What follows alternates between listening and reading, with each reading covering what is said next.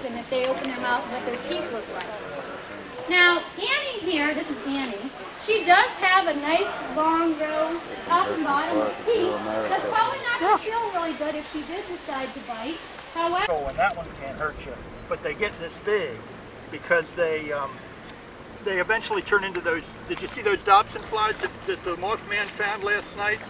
On Earth that learned to make fluted points during the Ice Age. No one else on Earth learned that. And what they would do, when the point was nearing finish, they would drive a long flake off. Every man who put me here,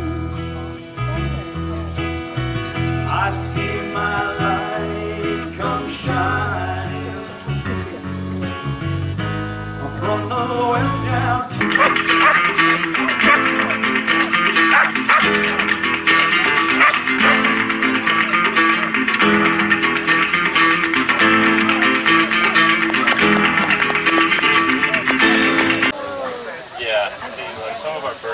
Most of our birds were hit by cars.